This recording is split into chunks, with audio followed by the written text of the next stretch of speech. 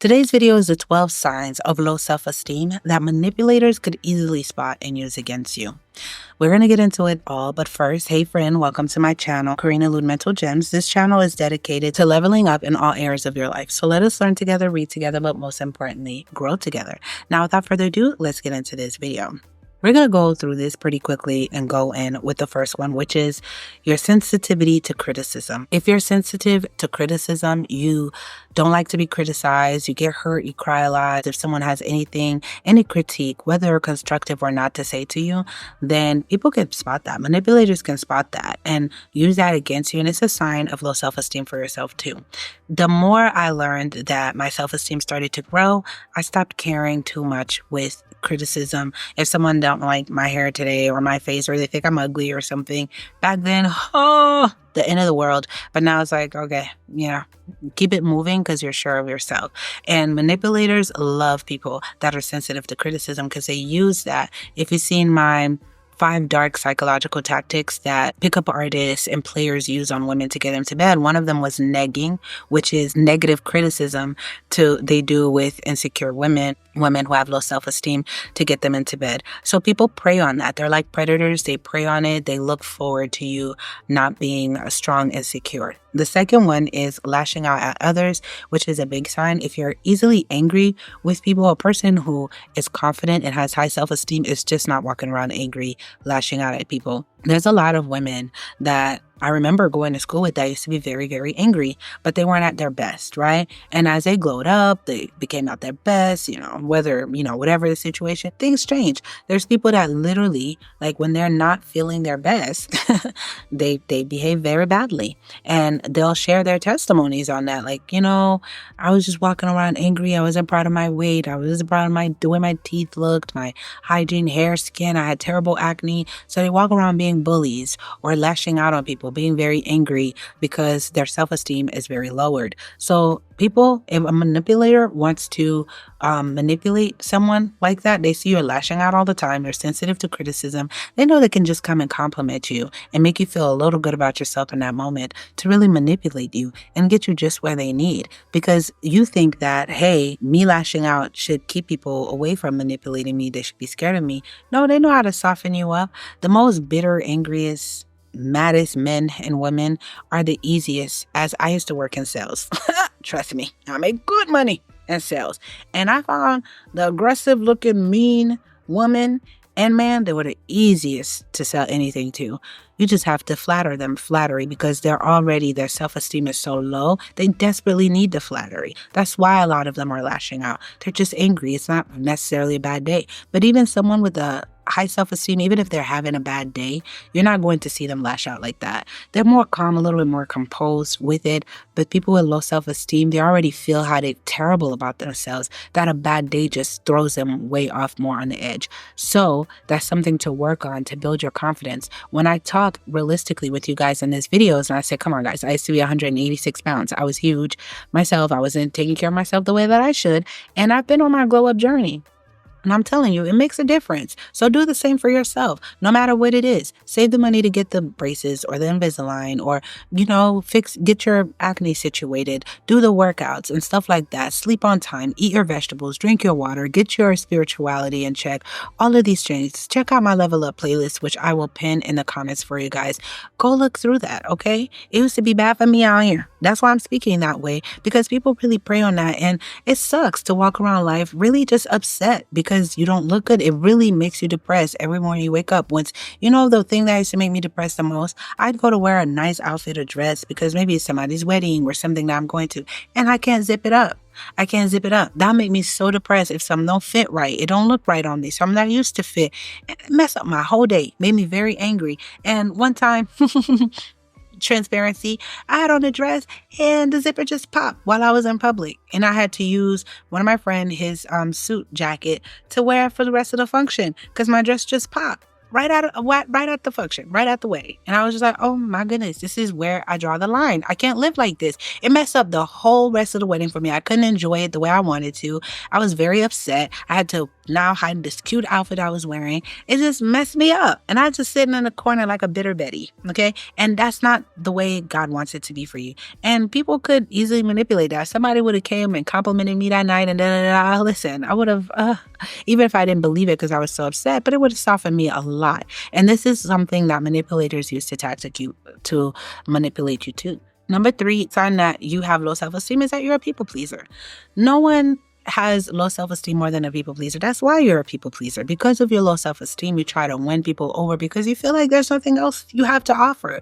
And low self-esteem doesn't necessarily mean weight or physical appearance. There are gorgeous people that have low self-esteem, but they feel like, okay, aside from my looks, which people get bored with, they're used to seeing people get bored. Like pretty women get cheated on too. They're used to getting cheated on, seeing people get bored. And yeah, they get their way temporarily, but they know it's not enough. So they have an insecurity with that too, right? So they tend to, now it's not enough just to be pretty in a relationship. Let me be a people pleaser, whatever you want, darling, with friends, etc. people. It comes on with that too. The way you combat that is really be sure of yourself. Know that you have a lot more to offer, elevate yourself mentally, spiritually, physically, all of those things that makes you a catch beyond just the physical. It's not just the physical for you, but it's internal too. When someone's a people pleaser, you're the yes ma'am, yes sir, all the time, the do girl, the do guy. People take advantage of that and they use you to their advantage. They use you to do their dirty work, their dirty bidding. If they need something, they know they can go to you and manipulate you and have you do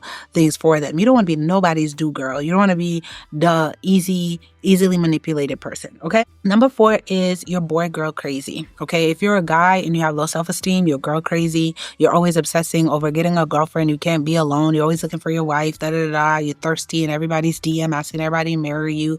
You're probably a womanizer. You probably had several girls, guys that you date. I always find the Casanovas or the players of this life, they tend to be the most insecure. They have the lowest self-esteem, which is why they constantly need to be, stimulated by women being in their face all the time. They need that. They need to feel something, because they feel very low about themselves. They might not like the position they're in life, whether it's financially, spiritually, they're not happy. There's things that they've been struggling with all their life that they have not overcome. And they need to feel that with partying, with drinking, with girls, with this lifestyle, and also same thing with girls. A lot of girls want to feel something. So they go in and out of relationships, giving their bodies to different people. It's not a judgment thing. It's reality. It's psychology. I know I'm going quick, but y'all don't get offended. This is just too many studies have been done on this. It's at this point, it's just a fact that, hey, when you're unhappy, your self-esteem is low, you want to feel something. So you give yourself to whoever makes you feel something. And it becomes a pattern. You become boy, girl, obsessed, crazy. Your whole life, your very existence is to be somebody's wife, somebody's girlfriend, somebody's side chick, somebody's sneaky link. That's your whole obsession. It's just boys. That's all you talk about. That's what you breathe, live, eat. Your makeup is done for them, your hair, how you dress, the hobbies you do, everything you do is for the male gaze or the female gaze, the attraction, because you need to feel that. That is a sign of low self-esteem. Manipulators could prey on that and see that. They already know the only way she's dressing like this is definitely for this kind of attention. And I know that's toxic. A lot of people say, no, don't women dress for themselves, blah, blah, blah. There is a majority of women that do these things for themselves. Let's say that, that do these things for themselves just to have a good time. Guys don't have to be around. If they're just with their good girlfriends, they'll dress away, or even at home, they'll wear nice little outfits, whatever. It's not always that. But for that small majority, which is an exception to the rule, we're not talking about that. We know there's a large population that has the daddy issues, the mommy issues, that has the insecurities, the low self-esteem, that dress like that for the male gaze or for the female gaze. The guys with the wife beaters, always showing their muscles, blah, blah, blah, blah. They dress a certain way or over designer down. Every piece of outfit that's on them is over designer down. They want to show the girl they got money, overcompensate and stuff. It's a low self-esteem. Another thing that shows that you have low self-esteem is that you adapt to the personalities and identities of everyone else around you. So you have no identity for yourself, no personality for yourself. In whatever group you're in, you flow. You start to have their lingo. You talk like them. Every boyfriend that you have, you start to become their whole life. If he's hippie, you're hippie. If he's into fitness, you're into fitness. If he's a vegan, you're a vegan. If he's artsy, you're artsy. If he's businessy and serious, you're businessy and serious. You know what I mean? Men the same way. They always seem to be shifting identities. A man who just doesn't seem, he's always in a perpetual state of finding himself, in a perpetual state of not knowing who he is and flowing and where the wind blows. I'm talking like this now today, but it's just your identity seems to always be depending on who you're with, who you're around, or the environment that you're in. It's just you're not authentic. That's a sign of low self-esteem. And people can tell because you overly, like anybody that's overly trendy, with every single trend that comes out, you got, everything that's super trendy, you're running after it. You want to. It's like, what are you looking for validation for? That's a sign that you might not be aware that manipulators are looking for, but they're like, this person needs validation because they're super trendy. There's always a craze and a trend. And if you follow trends, it is a sign that you have low self-esteem too, because I'm not saying that if a trend is nice and it actually resonates with you, hey, then authentically follow it. But if it just seems like day by day, you're constantly reinventing your personality, that's crazy. You should still be the same. You can reinvent yourself. You can reinvent yourself and elevate, but your personality, that's crazy. Number 6 is saying I'm sorry too much and or feeling guilty for everyday actions, right? Like, okay, you're late, but it was traffic. You're 5 minutes late. You're over apologizing. You're always over apologizing for things, even if it's not your fault. Like, it's a sign of insecurity. People pay attention to that. Oh, you always say, sir, okay, she got self-esteem issues or whatever. Like, it's okay. You can say sorry once for something if it's really your fault, and to over apologize. People will live, they will be okay.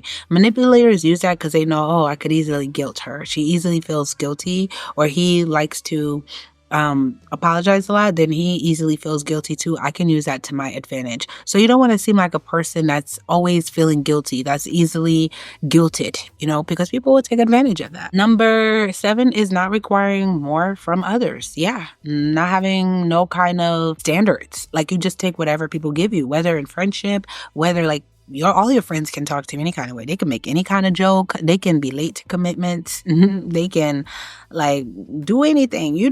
There's no consequences. You don't talk back. You don't annoy. Like, you just tolerate it. You still keep making yourself available to those type of treatments. Yeah. And in a relationship, you don't require anything from anyone. So in relationships, they could talk to you any kind of way. They could step out. They can, put low effort and you'll take it. It's okay. Like, you just have no kind of standards for yourself whatsoever. Number 8 is lack boundaries, which goes into not requiring much for yourself. You lack boundaries. You let anything slide. And if you say, I'm not going to do this anymore, you go back on your word. You don't keep your word. You break your boundaries a lot for people. Anybody knows that, she don't mean what she says. He don't mean what he says. He's going to break his boundaries. He's going to step back on word. Let your word be your word. Let your word be your word. You can have a weak moment.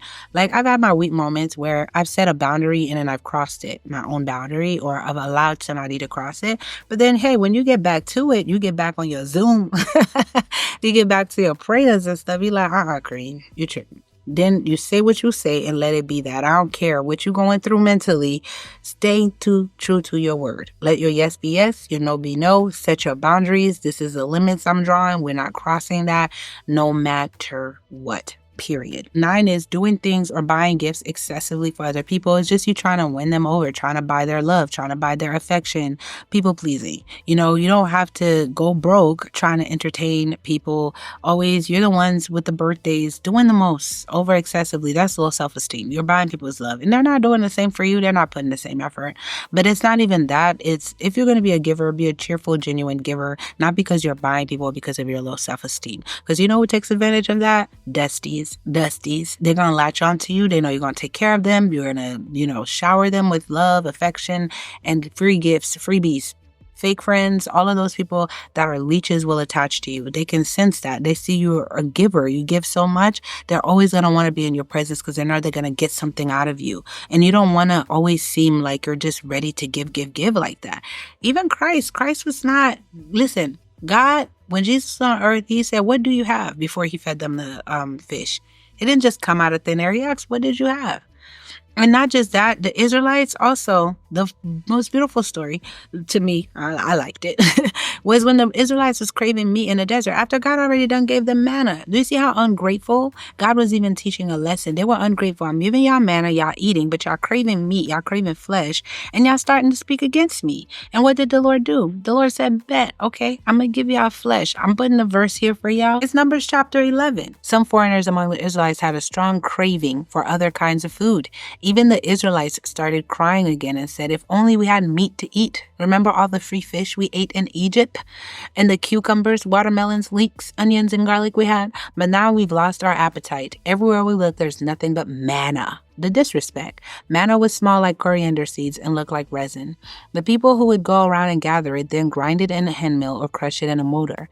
They would cook it in a pot or make round loaves of bread out of it. It tasted like rich pastry made with olive oil. When dew fell on the camp at night, manna fell with it. Moses heard people from every family crying at the entrance to their tents. Crying. Ugh, the Israelites were so dramatic. The Lord became very angry and Moses didn't like it either. So he asked, Lord, why have you brought me this trouble? How have I displeased you that you put the burden of all these people on me?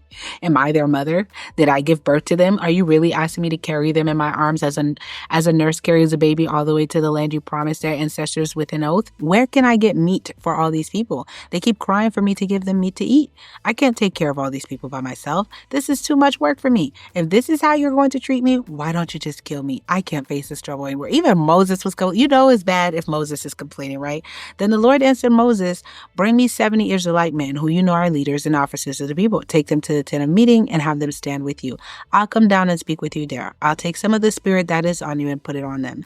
They will help you take care of the people. You won't have to take care of the people alone. So the Lord understood that Moses was not speaking from the same place the Israelites were speaking from, which was like, ungrateful place. But he was really burnt out. It was a lot. These people did not, God already brought fire and burned among y'all, and y'all was still complaining and craving stuff. They were insufferable. So the Lord had compassion on Moses and was like, bruh, they're insufferable for me. So I can imagine your human limited self. Let me help you out with that. Tell the people to get ready for tomorrow. They must be set apart as holy. Then they will eat meat. I, the Lord, heard them crying and saying, if only we had meat to eat, we were better off in Egypt. So I will give them meat. They won't eat it just for 1 day or 2 days or 5 or 10 or 20 days, but for a whole month until it comes out of their ears and they're sick of it. Ooh, I love it. This is because they rejected the Lord who is here among them and cried in front of him, asking, why did we ever leave Egypt? Moving down to verse 31, it says, the Lord sent a wind from the sea that brought quail and dropped them all around the camp. There were quails on the ground about 3 feet deep as far as you could walk in a day in any direction. All that day and night, and all the next day, the people went out and gathered the quail. No one gathered less than 60 bushels. Then they spread the quail out all around the camp. While the meat was still in their mouths, before they had even had a chance to chew it, the Lord became angry with the people and struck them with a severe plague. That place was called Kibroth Hattaavah, graves of those who craved meat, because there they buried the people who had a strong craving for meat. From Kibroth Hattaavah, the people moved to Hazeroth and they stayed there. Listen, here's why this is relevant to Kareem. What does that have to do with the self-esteem situation? Buying gifts excessively. Here's where it goes. The Lord understood, just like with us, if we're people. God is God, and God understood that, hey, you can't please some people. The Israelites were insufferable. You cannot please them. He could have kept buying their affection, giving them meat every time they asked any little thing. They would have just kept going. And it would have been allowed God constantly keep proving to an ungrateful people, insufferable people, right? So even God had his limits where he was like, no, I don't have to buy your love or your affection, just like I'm not asking you to buy mine. God don't require for us to do that, which is why Moses could even get a little fresh when he got frustrated. But imagine if God was a dictator and you had to, people please and stuff. God don't call us to be people pleasers, not even to him. He tells us, like, be authentic. He called people with the appearance of holiness. He don't like stuff like that, right? Which is why Job could even say, hey, I curse the day that I live. I'm so depressed, blah, blah, blah. And God be like, hey, you question me, and respond back to him. God don't call you to be people pleaser or excessively please people, because in the midst of pleasing them with the meat, okay, he got angry. Like, what is this? And then he struck them with the plague. And these people, you thought that would be the last instance with them? No, the Israelites went on to be more extra in the future. But this was a lesson to me, like, wow, in my daily life, I cannot please everybody. If God himself was not enough for these Israelites after witnessing so many miracles, they could not be grateful. They let their flesh, the more you give to people, the more they want from you, the more you are feeding their flesh, right? You're buying them off with gifts. You're buying them off with your people pleasing, buying them off with your affections, doing everything for them. You're feeding their flesh. You're gratifying them, and they're going to want more. They're never going to be satisfied. They're never going to be satisfied. And it's going to make you bitter and angry too eventually. And it's going to end really badly, excessively buying people off. And if God is not buying off people, he's not buying off the love of his children, the people he created. He's not even trying to people please or excessively buy us with just blessings. We shouldn't serve God for blessings alone. A lot of you guys think that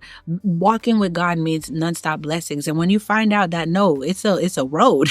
That's why he say here is the perseverance of the saints, because it's a road, it's perseverance. Y'all get scared and y'all run up and y'all go look for the prosperity gospel when it's not like that. When God don't want you to think that it's like that. It's a journey. You know what I mean? He's not even trying to buy you off. Why are you trying to buy people off? God is confident in knowing that he is God. Okay? God's self-esteem is not so low that he has to, buy off people to come and serve and worship him. Choose me freely. Like he said, he's a gentleman. He knocks at the door. If you open, I will come in and I will dine with you. But if you reject me, I will turn you over to your passions. That's biblical right there. God does not force people to be in his presence. He does not force people to love him or accept him. He gives you the option and the free will to choose. That is his character. That is the whole concept of free will, which is a whole nother video I could do if you guys request. I want to talk about free will so much. I love it. I finally understand it. It used to be a concept I couldn't understand. I couldn't understand free will. God, why? You knew all this was going to happen, blah, blah, blah, all those questions. But it makes sense to me. It makes sense to me. And I can go deeper in a more in-depth video. But this video is not about that. But if God himself is not like this, why am I like that? That's the clarity that I have for myself that woke me up and was like, let me figure out my self-esteem, because my God is not like this. I'm not going to be like that. All right. So the next is number 10 is negative self-talk. You're talking negative to yourself. The Lord don't even do that.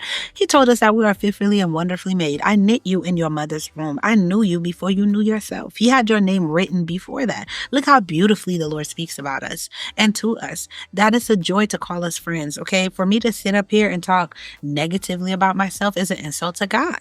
I know that I am wonderfully and fearfully made. Okay, because God made me. And I might not be for you, but I am for somebody else. If I'm not your cup of tea, then move along so someone else can come and see me as the cup of tea that I am. You know what I mean? But a lot of us, we talk so negatively to ourselves. The enemy hears and the manipulators hear. They see when you say, I'm so fat, or even if it's on social media, hype yourself up. On social media, if you go on my Instagram, I'm always hyping myself up. I'm not waiting for just people to hype me up. I know I'm all that in a bag of chips. I'm a child of God. I don't need nobody to hype me up. I'm going to hype myself up. But a lot of you guys, even in your captions, oh, pardon my face. I know I look a mess. I look this, like you're negatively talking to yourself all the time, calling yourself fat, over dissecting yourself, just talking bad to yourself. People are paying attention to that. Manipulators are paying attention to that. They're going to use it against you. The enemy's paying attention to that, using it against you to make you grumble and complain against God. I won't do that. I won't participate in that. And if I used to participate in that in the past, I rebuke it. I will not participate in that further, because I am beautifully, fearfully, and wonderfully made, because I am a child of God. He saw me before I was even a thought, before my parents were a thought, before my parents were even born, before my grandparents were born. In the beginning of the world, as he was creating the world, he saw Karee. He saw me. He knew my name. He knew where I would be. He knit me in my mother's womb. How dare I have low self-esteem? That's how you got to talk to yourself. You are a princess. You are a prince. You are a child of God, of the Most High. And if you don't know that for yourself, anybody can manipulate you and come and tell you your self-worth. And no, we're not doing that. Okay? We're not doing that. Number 11 is compare yourself to others. Okay? You compare yourself to others constantly. And I know social media doesn't help with that. Log off. Unfortunately, I have to be on social media to work. But some of y'all don't have to. It's not your job. Log off or curate. Make your page private. Make your page private and follow pages that is going to boost up your self-esteem or help you to not compare until you work on this. Until you're strong enough to look at other people live their best lives without you comparing, stay away from it and work on that. But when you're constantly comparing, you're envious, which makes you be trendy. That's part of the problem too. When you're constantly doing that, best believe that your insecurity shows, and manipulators can see it too. Number 12 is envious of others. Envy. You want what other people have. You're coveting jobs, people's friends, people's relationships, people's homes, everything other people have, you're envious of. It's a mark of low self-esteem. You don't like where you're at in your life. You don't like your financial state. You don't like your physical state. You don't like who you are as a person. You don't like your personality. You're not happy. You know you're not a nice person. You know you're not a good person. You know you're angry. You know you need to heal. You know you need to fix a lot of things with yourself. It makes you angry. So you need validation by showing that you're good enough to take what's for others or be envious of what's for others. And until you work on that, you're always going to be stuck. Your life is always going to spiral downwards. That envious spirit that leads you to always want and covet what's not yours is always going to keep you in a complacent place. You have to work on that. You have to love yourself enough to work on that and know that, hey, I'm comparing myself because I'm not the best me that I could be. I'm not the best me that I could be because I'm wasting time. I'm distracted. I'm boy crazy. I'm girl crazy. I'm obsessed with love and affection. I'm obsessed with beauty and vanity. And I'm not focused on Christ. I'm not focused on a better me and to be elevated. How can you say you have high self-esteem when these are the things, vanity, shallow things that consume you day and night, your thoughts? What should consume you is elevation, and you won't have to compare. You won't have to be envious or negative self-talk to yourself and to others around you. What will flow out of you is positivity, is goodness, is joy, is peace, is beauty. And when that radiates out of you, manipulators, they don't want nothing to do with you. You're just too healed for them. They're going to leave you alone. They're not even going to try to inch closer to you. But toxicity is attracted to low self-esteem. You're probably not a toxic person. You're probably a wonderful person, but you have low self-esteem, and toxic manipulators are attracted to that. And you keep wondering why I keep attracting bad people, toxic people, manipulators, and I'm not that, Kareen, so I'm not attracted to what I am actually, but you're low self-esteem. The minute you work on your self-esteem, you will see the type of people that you attract. You will.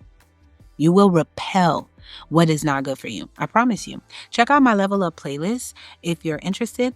And let's level up, man. Let's level up. Let's build our self-esteem. I love you guys so much. That's what I want for you guys. I will see you in the next video. Comment below what other videos you guys want. If you watch until the end and you resonate with what I just said, leave a green heart in the comments, and I will see you in the next one. Until next time. Mwah.